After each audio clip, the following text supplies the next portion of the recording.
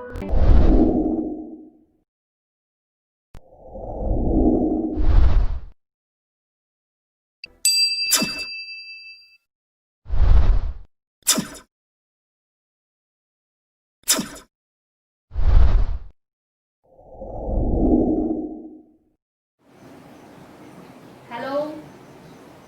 Good evening. कैसे हैं आप सब? स्वागत है आपका टारगेट विद टीसीएस में। आज हम बात करने जा रहे हैं एक नए टॉपिक की, जिसका नाम है सागर नितल प्रसरण। टॉपिक शुरू करने से पहले एक बात जो डेली कहते हैं कि अधिक से अधिक वीडियो को शेयर करिए, चैनल को सब्सक्राइब करवाइए, जिससे उसका लाभ आपको मिले। आज से एक नया प्रोसेस शुरू होने जा रहा है। आपको टॉपिक पढ़ाने के बाद उससे रिलेटेड 5 क्वेश्चन आपसे पूछे जाएंगे, और जो क्वेश्चन पूछे जाएंगे वो बिल्कुल बारीकी से, जो कि आपने अगर ध्यान से सुना होगा तभी आप उनके आंसर दे पाएंगे। ठीक है, तो मेरी हर बात को बहुत ध्यान से सुनिएगा और लास्ट में जो क्वेश्चन पूछे जाएंगे उनके आंसर दीजिएगा। जो स्टूडेंट सारे क्वेश्चंस के आंसर देंगे, इसका मतलब है वो बहुत ही ध्यान से, बहुत ही अटेंटिव हैं अपने प्रति, हमारे लिए नहीं, अपने लिए बहुत ही अटेंटिव हैं। चलिए बात करते हैं आगे सागर नितल प्रसरण का। इससे पहले जो हमारे प्रीवियस वीडियोस थे उनको भी, जिन्होंने नहीं देखा उनको देखें, क्योंकि तभी आपको आगे अच्छे से समझ में आएगा। कारण क्या है, ये जो थ्योरी है या जो संकल्पनाएं हैं एक दूसरे से मिलती जुलती हुई हैं।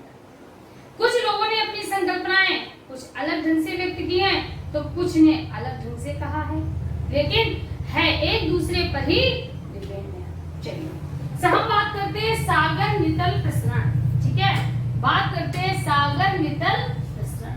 पहले हम इस शब्द का अर्थ जान लें कि सागर नितल प्रसरण है क्या।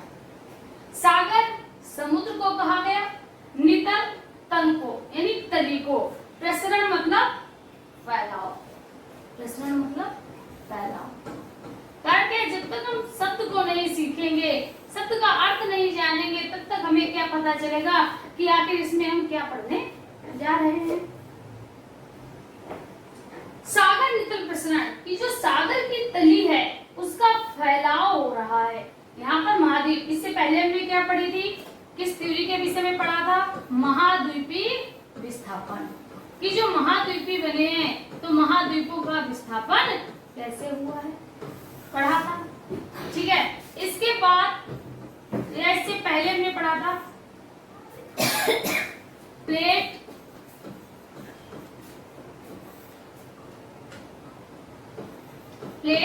विवर्तन की के बारे में। क्लियर, दोनों हमने संकल्पनाओं को भलीभांति समझा और पढ़ा। आज हम बात करने जा रहे हैं सागर नितल प्रसरण, यानी जो हमारा सागर की तली है उसका फैलाव हो रहा है, वो दिन प्रतिदिन बढ़ती जा रही है। होना तो चाहिए था, क्योंकि अतीत काल से नदियां लगातार आ रही हैं, लगातार अवसादों को लेकर आ रही हैं। अब उनका निक्षेपण कहाँ कर रही हैं, समुद्र में। या निक्षेपण मतलब गिरा कहाँ रही हैं, अपना मुहाना कहाँ बना रही हैं। मुहाना मतलब, हाँ दोस्तों एक बात और, मुहाना किसे कहते हैं, कुछ लोग कहते हैं मुहाना जहां से निकलती है, नहीं, जहां पर गिरती हैं उसको कहा जाता है मुहाना। ठीक, तो नदियां अतीत काल से बहती हुई आ रही हैं और अपने साथ ढेरों अवसाद लेकर चलती है, मलबा लेकर चलती है, कूड़ा करकट लेकर चलती हैं। इसको कहाँ गिराती हैं, इसको समुद्र में ही तो लाती हैं, समुद्र में लाकर ही गिराती हैं। लेकिन समुद्र की तली क्या अब तक भर गई, क्या समुद्र की गहराई में कोई फर्क पड़ा, नहीं। बल्कि क्या हुआ, जिस प्रकार पहले भी समुद्र गहरा था उसी भांति आज भी गहरा है, उसकी गहराई में कोई कमी नहीं आई है। यानी जो अवसाद लाती है नदियां, वो अवसाद कहाँ चला जाता है, तो इसी के बारे में आज हम डिटेल से पढ़ेंगे। इससे पहले हम जो हमारी प्राचीन संकल्पनाएं थी उनके विषय में पढ़ लेते हैं, जैसे महाद्वीपीय प्लेट विवर्तन की। ठीक है, इसके विषय में हम थोड़ा बता देते हैं, क्योंकि तभी आपको अच्छे से समझ में आएगा। चलिए,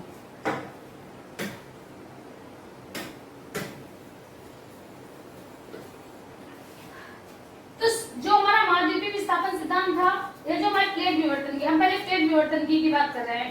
प्लेट विवर्तन की के अंतर्गत बताया गया कि जो हमारी पृथ्वी थी, जो हमारी पृथ्वी है,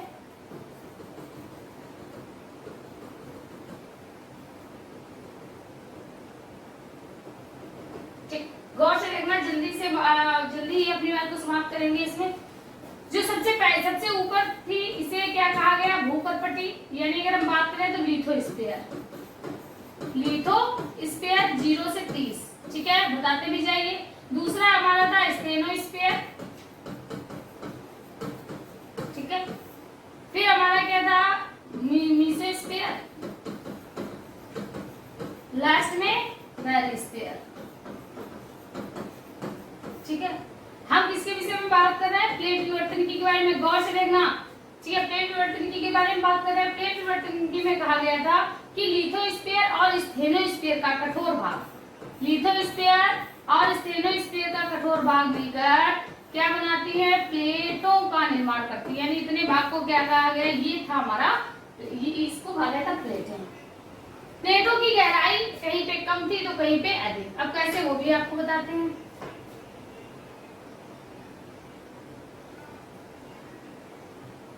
जैसे अगर बात करें, ठीक है, समझ रहे होंगे, प्लेटें कहीं पे, प्लेटों की मोटाई कहीं पर अधिक है तो कहीं पर कम। उसका कारण क्या था? कारण था हमारा महाद्वीप ऊंचे पर है, यानी महाद्वीपों में क्रस्ट की मोटाई अधिक है, जबकि अगर हम बात करें समुद्र की, तो समुद्र तल पर क्या है? समुद्र तल पर क्रस्ट की मोटाई कम है, यानी क्रस्ट हमारी पतली है। इसीलिए समुद्र में लगातार किसकी क्रिया होती है? ज्वालामुखी की क्रियाएं हुआ करती हैं। चलिए, ये बात समझ में आ गई। ये बताया गया, ध्यान से सुना, ये बताया गया था हमारा प्लेट टेक्टोनिक थ्योरी में। किसमें बताया गया था? प्लेट टेक्टोनिक थ्योरी में, ठीक है। प्लेट टेक्टोनिक थ्योरी में बताया गया था। हम बात कर रहे हैं आज सागर नितल प्रसरण की, ठीक है। सागर नितल प्रसरण जो था, जो सागर नितल प्रसरण की संकल्पना प्लेट टेक्टोनिक से पहले दी गई थी। सागर नितल प्रसरण की संकल्पना प्लेट टेक्टोनिक से पहले दी गई थी। यानी जब सागर नितल प्रसरण दिया गया था, तब प्लेट टेक्टोनिक थ्योरी का जन्म या प्लेट टेक्टोनिक थ्योरी नहीं आ पाई थी। तो प्लेट टेक्टोनिक, सागर नितल प्रसरण के समय जो सागर के बारे में बताया गया था, वो किस आधार पर बताया गया था? उसमें बताया गया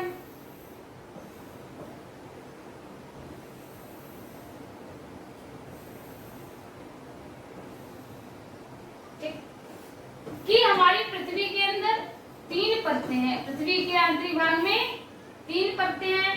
पहली भूपर्पटी, दूसरा मेंटल और तीसरा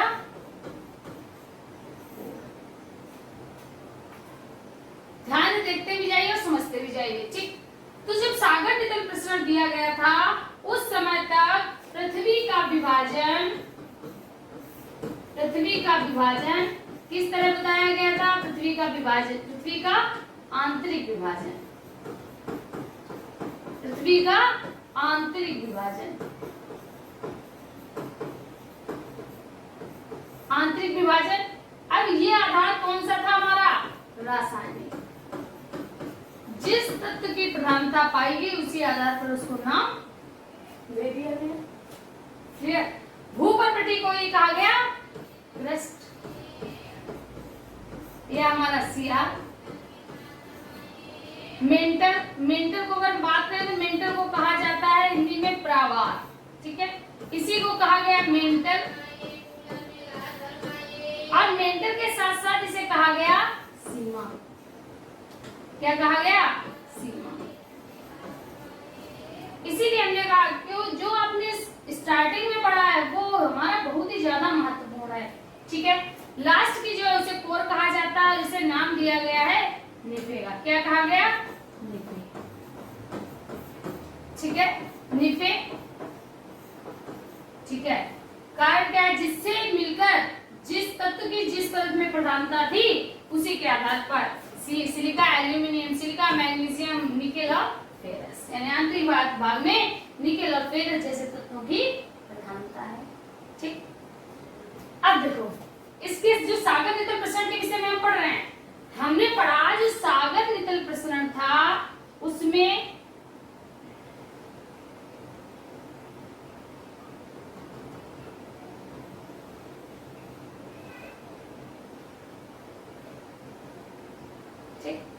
उसमें सागर जो है, अब देखो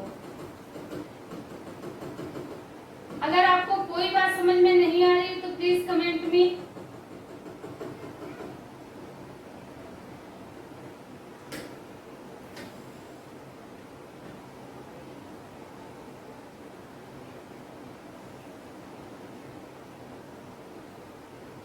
ठीक, समझ में आ गया होगा।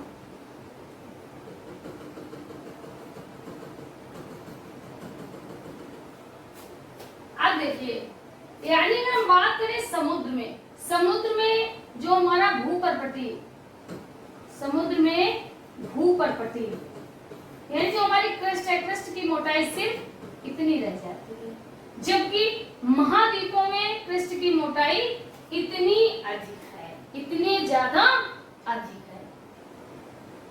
ठीक, होता क्या है जैसा कि हमने आपको बताया, पृथ्वी के आंतरिक भाग में रेडियो एक्टिव पदार्थ है, रेडियो एक्टिव पदार्थ पाए जाते हैं, जिस कारण यहाँ से संवहन तरंगे, ध्यान से देखना, यहाँ से संवहन तरंगे उठती हैं ऊपर, इस तरह से कल बताया भी था, इस तरह से संवहन तरंगे उठती हैं। ध्यान से ऐसे कर सकते हैं।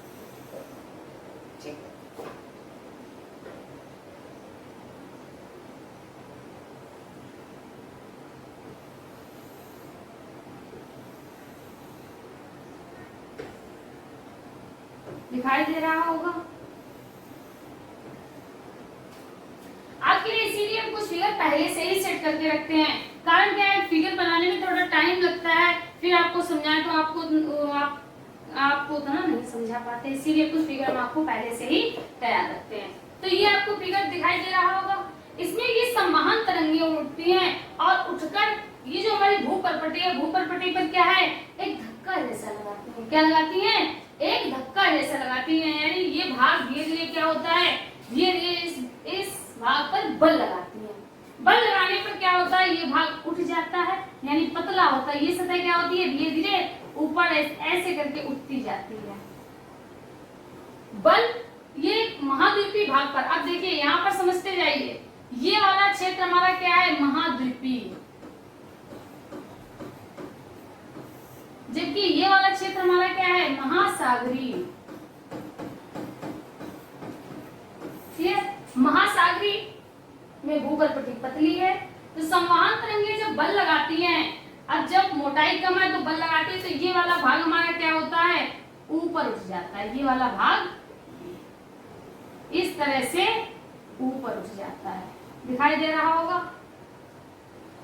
बल यहाँ भी लगाती हैं, ये वाला भाग ऊपर उठ जाता है, लेकिन इस पर ज्यादा बल ऊपर की तरफ, यानी क्योंकि मोटाई अधिक है तो ऊपर की तरफ ज्यादा अधिक बल नहीं लग पाता है। जब ये तरंगे लगातार इस पर बल लगाती हैं तो एक स्थिति ऐसी आती है जब ये क्या करती है, इस भाग को, यानी ये भाग ऐसे करके, कभी स्थिति ऐसी रहेगी और ये भाग ऊपर से टूट जाएगा। समझ में आ रहा होगा, ये भाग क्या किया इसने, ऊपर से टूट गया। इसी के सहारे, अब ये क्या था, हमारा मैग्मा भरा था ना, यहाँ पे क्या भरा था, मैग्मा भरा था। मैग्मा इसी रास्ते से ऊपर आया और ऊपर आने के बाद क्या हुआ, जम गया, लगातार जम गया। अब सागर तली में किसका निर्माण हो गया, कटक का। लावा जमा, ठंडा हुआ, पर्वत जैसी यहाँ कह सकते हैं पर्वत जैसी रचना हुई, लगातार लावा आया, लगातार अवसाद जमा हुआ, पर्वत जैसी संरचना हुई, इसे हम क्या कहते हैं? कटक। क्या कहते हैं? कटक। समझ में आ गया होगा?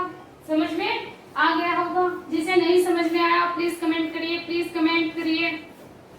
चलिए अब बात आगे करते हैं। तो सागर नितल प्रसरण का जो सिद्धांत था वो सिद्धांत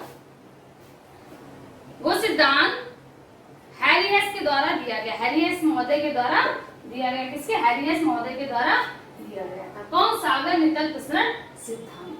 कब दिया गया था? 1960 में। कब दिया गया? 1960 में। जस्ट 1960 में, यानी इसी के बाद प्लेट विवर्तन की सिद्धांत भी आया, इसी के बाद। और ऐसा माना जाता है प्लेट विवर्तन की सिद्धांत हमारा सागर नितल प्रसरण सिद्धांत पर ही आधारित था। इसीलिए सर हैरी हेस को प्लेट विवर्तन की का भी जनक माना जाता है, प्लेट विवर्तन की का भी जनक माना जाता है।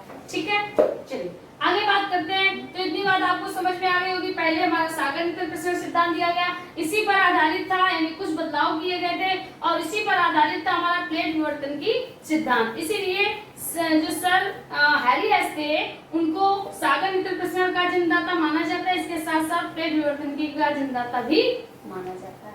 ठीक है, समझ में आ गया होगा। जबकि महाद्वीपीय विस्थापन सिद्धांत किसके द्वारा दिया गया? वेगनर महोदय द्वारा। कब दिया गया? 1912 में बताया था। चलिए, तो ये इतनी बात आपको समझ में आ गई होगी। चलिए अब बात आगे करते हैं। अब इसे समझते हैं किस प्रकार। देखिए ये हमारा अटलांटिक महासागर है। हमने आपको लगातार फर्स्ट डे यानी जब से हम क्लास ले रहे लगातार बताया हमने पढ़ाते समय कि जो अटलांटिक महासागर है इसमें हम कटक को देख सकते हैं। उसमें क्या है? हम कटक को साफ साफ देख सकते हैं। और अटलांटिक महासागर के अलावा हिंद महासागर में भी हम कटक को देख सकते हैं। तो जो हिंद महासागर में कटक है उस कटक को क्या नाम दिया गया? आप कमेंट करके हमें बताइए, कमेंट करके हमें बताइए। हमने बताया भी था उस कटक को क्या कहा जाता है? कार्लसवर्ग कटक। ठीक है, और इसको कहा जाता है अटलांटिक कटक। अटलांटिक कटक के साथ साथ मध्य महाद्वीपीय कटक, मध्य महाद्वीपीय या मध्य महासागरीय कटक। क्या कहा जाता है? मध्य महासागरीय कटक, क्योंकि ये महासागर के बीचों बीच में है, महासागर के बीचों बीच में, इसीलिए इसे क्या कहा जाता है? मध्य महासागरीय कटक। ठीक है, समझ में आ रहा होगा? समझ में आ रहा होगा। चलिए बात करते हैं आगे। तो देखो इस फिगर को आप देख सकते हो और आपको समझ में आ जाएगा। अटलांटिक महासागर में एक छोर हमारा अमेरिका है तो दूसरी तरफ क्या है? यूरोप। क्या है? यूरोप। ठीक, बीच में क्या है? बीच में अटलांटिक महासागर है। इस चित्र को भी देखिए और इस फिगर को भी देखिए, समझ में आसानी से आ जाएगा। अब ये हमारी ये है प्लेट, ये क्या है? प्लेट है। लेकिन यहाँ पर हमें प्लेट टेक्टोनिक थ्योरी तब तक नहीं आई थी, तो ऐसा माना जाता है क्योंकि इसमें प्लेटों के विषय में कुछ बताया नहीं गया, क्योंकि तब तक प्लेट का जन्म ही नहीं हुआ था, तब तक प्लेटों के बारे में किसी को पता ही नहीं था। ठीक है, तो इसमें कहा गया कि जो पृथ्वी के आंतरिक भाग है, पृथ्वी के आंतरिक भाग में ध्यान से सुनना, पृथ्वी के आंतरिक भाग में रेडियो एक्टिव पदार्थ के कारण संवहन तरंगे, ये दिख रहे हैं आपको, ये क्या है? संवहन तरंगे। क्या है? संवहन तरंगे।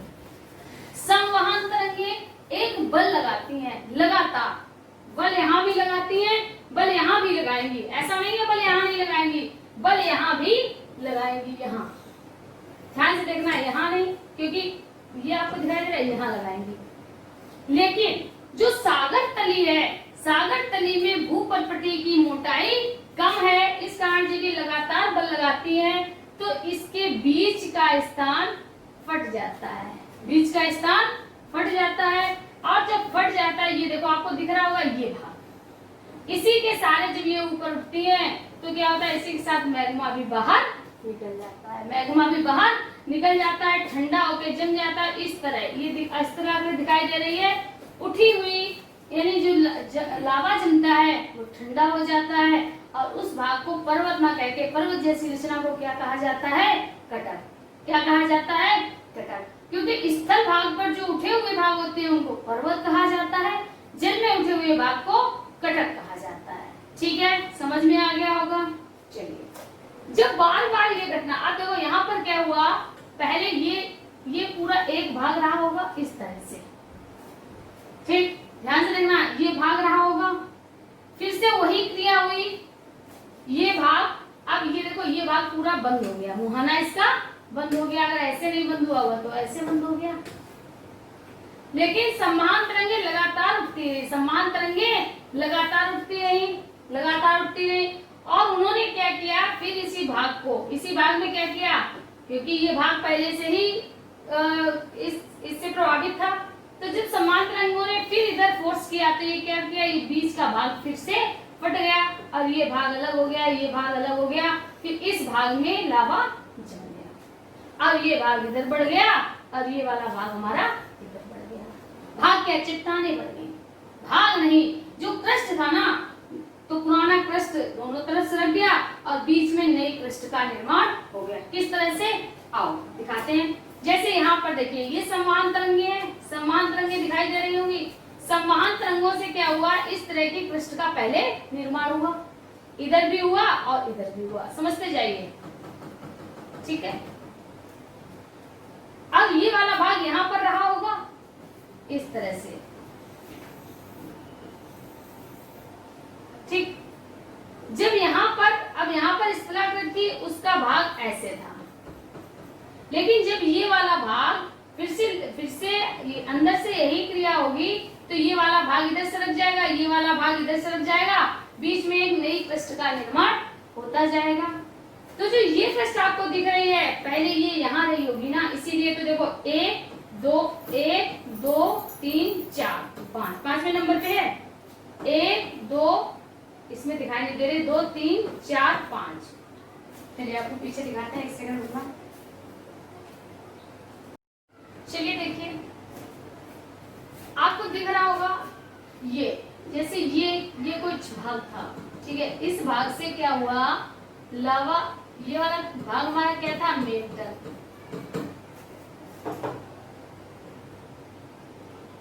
ये वाला भाग हमारा क्या था, मेंटल, ठीक है, ये वाला भाग मेंटल था। अब मेंटल से क्या, जब समान तरंगे ऊपर उठी तो ये जो हमको दिख रहा है, ये पहले एक ही चट्टान हुआ करती थी, ये पहले एक ही चट्टान हुआ करती थी, ठीक है। जब लावा ऊपर उठा समान तरंगों के साथ, तो इसने क्या किया, स्वयं जब ऊपर गया तो इस सतह को या इस क्रस्ट को तोड़ दिया दो भागों में, और यहाँ पर एक नवीन क्रस्ट का निर्माण कर दिया, जिससे ये वाली जो क्रस्ट थी हमारी दो भागों में डिवाइड हो गई और दोनों तरफ सरक गई, यानी इस तरह यहाँ एक नई क्रस्ट का निर्माण हो गया। ठीक वैसे ही इस तरह की क्रस्टों का निर्माण होता चला आया। कैसे, चलिए हम आपको दिखाते हैं, ध्यान से देखना है। जैसे कोई ये क्रस्ट रही होगी, ठीक है, ध्यान से देखना, ये कोई क्रस्ट रही,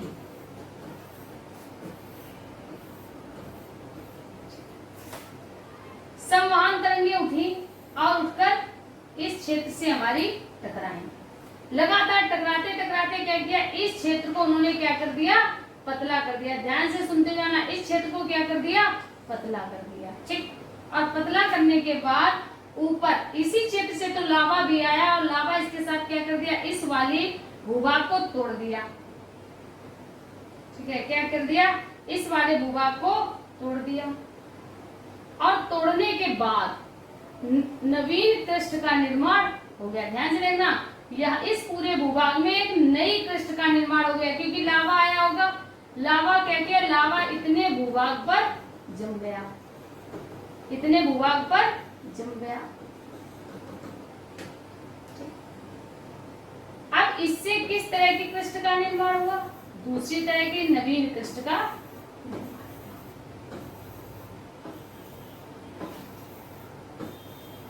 निर्माण हुआ। अब ये वाली प्लेट इधर सरक गई और ये वाली प्लेट इधर सरक गई, क्योंकि बीच में नवीन क्रस्ट का निर्माण हो चुका है।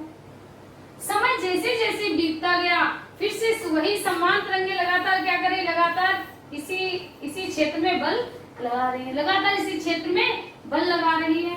उन्होंने क्या किया, कुछ समय बाद ये भी परत क्या हो जाएगी, पतली हो जाएगी। पतली होकर एक समय ऐसा आएगा जब टूट जाएगी, और टूटने के बाद एक नवीन कृष्ण का निर्माण फिर से हो जाएगा। अब इस वाले क्षेत्र में नवीन कृष्ण का निर्माण हो गया। ठीक है, अब कैसे नवीन कृष्ण का निर्माण हुआ? इस तरह का, ये सिर्फ हम आपको समझाने के उद्देश्य से बता रहे हैं। ठीक है, इस तरह नवीन कृष्ण का निर्माण हो गया। अब देखो हम देख सकते हैं कि पहले ये चट्टान नहीं थी, मूल चट्टान यही तो थी हमारी। अब देखो ये अलग हो गई। इसी तरह यहाँ भी ऐसा था, प्रारंभ में ये मूल चट्टान रही होगी, इसे हम 1 नंबर दे देते हैं। फिर इसके बाद ये देखो दोनों चट्टानें एक तरफ है, 2 नंबर दे देते हैं। ये तीसरी प्रकार की चट्टानें 3 नंबर दे देते हैं। इस तरह की चट्टानें 4 नंबर दे देते हैं। अभी नई चट्टान का निर्माण होगा तो उसे 5 नंबर। वैसे यहाँ पे ये दूसरी तरह की हो गई, ये दूसरी तरह की हो गई। अब क्या होगा, समान तरंगे पे लगातार दबाव डाल रही है ना, तो फिर ये क्रस्ट क्या होगी, फिर ये क्रस्ट टूट जाएगी। क्या होगा, एक सेकेंड,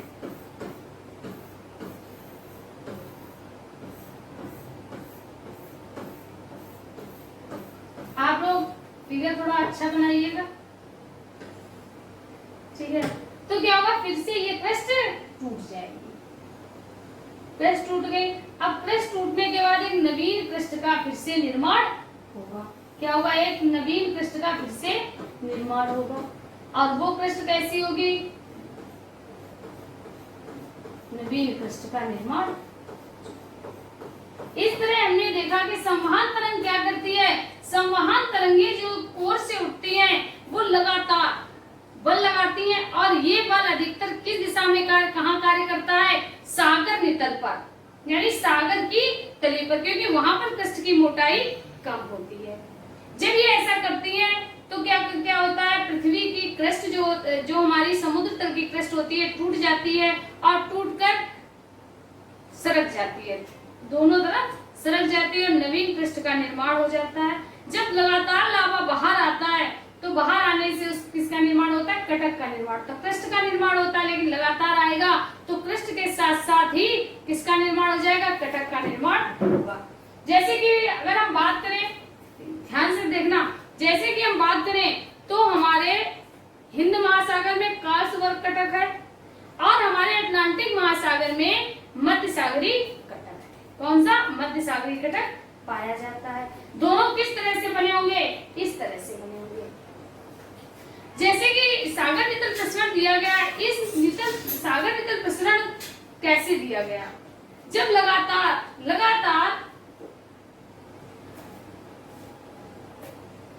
अध्ययन किया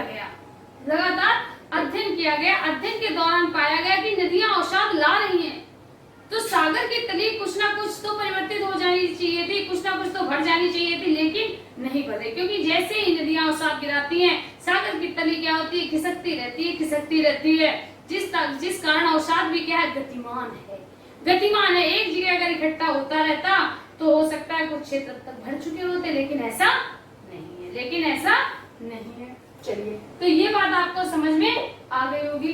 तो सागर नितल प्रसरण किसके द्वारा दिया गया, हैरी हैस के द्वारा दिया गया, हैरी हैस महोदय के द्वारा दिया गया। कब दिया गया, तो 1960 में।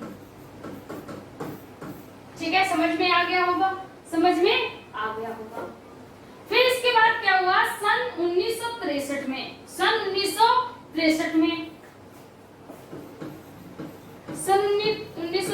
में दो भूगोल शास्त्री, या आप कह सकते हैं खगोलविद और आए, भूगोल शास्त्री आए, जिनका नाम था मैथ्यू और वाइन। ठीक है, ये तो आपको समझ में आ गया होगा। इसे निरेश कर देते हैं, फिगर भी बना लीजिएगा। इसमें कुछ बनाना नहीं था, सिर्फ आपकी क्या कल्पना शक्ति, क्योंकि ये हम आपको पहले डिटेल से बता चुके हैं। सिर्फ आपको क्या है, अब सिर्फ आपको समझना है कि कौन सी संकल्पना कैसे विकसित हुई। ठीक है, तो मैथ्यू और वाइन आए। मैथ्यू और वाइन ने क्या किया, हिंद महासागर में जो कटक पाया जा रहा था, ठीक है,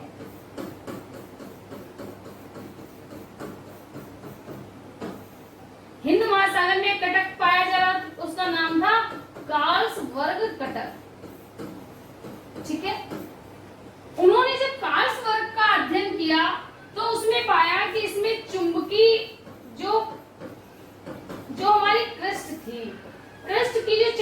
चट्टानें थी उनमें चुंबकीय गुण पाया जा रहा था। क्या पाया जा रहा था? चुंबकीय गुण पाया जा रहा था। लेकिन जो चुंबकीय गुण था वो कैसा था कि आप देख सकते हैं इस तरह आपको चट्टानें दिख रही होंगी कि अगर एक बार जो चट्टान की क्रस्ट बनी है, चट्टान की क्रस्ट बनी है, तो कोई भी क्रस्ट है उसके देखो ये नॉर्थ पोल हो गया और ये साउथ पोल हो गया। ठीक है, तो अगर इस मतलब अगर हम बात करें, उन्होंने अध्ययन किया और अध्ययन के दौरान पाया कि जो हिंद महासागर था, हिंद महासागर की चट्टानें धारीदार थी। कैसी थी? धारीदार थी। इसके अलावा उसमें चुंबकीय क्षेत्र भी पाया जा रहा, चुंबकीय गुण भी पाया जा रहा था। कैसे? अगर इस बार बनने वाली चट्टानों का उत्तरी ध्रुव माइनस है, यानी उत्तरी सिरा माइनस है या धनात्मक ऋणात्मक है, तो अगली बार जो चट्टान बनेगी उसका सिरा, उसका नॉर्थ पोल कैसा होगा? नॉर्थ पोल पॉजिटिव होगा और साउथ पोल ऋणात्मक होगा। इसका पता किसने लगाया था? मैथ्यू और बाइंड ने। कहाँ अध्ययन किया था? चुंबकीय गुण का अध्ययन किया था। कहाँ का? जो हमारा हिंद महासागर के कार्लसवर्ग कटक का। ठीक है, तो ये समझ में आपको आया होगा, ये आपको समझ में आया होगा। तो यही था हमारा सागर नितल प्रसरण। जैसा कि हमने आपको बताया कि प्रारंभ में क्या था, जो हमारे महासागर थे। एक सेकेंड, एक फिगर को हम और समझ लेते हैं। जैसे यहाँ पर था अटलांटिक महासागर में सागर नितल प्रसरण का आलेख। अगर हम इस फिगर को देखें तो हमें समझ में आ जाएगा, क्योंकि ये हम सब आपको डिटेल में बता चुके पहले से ही।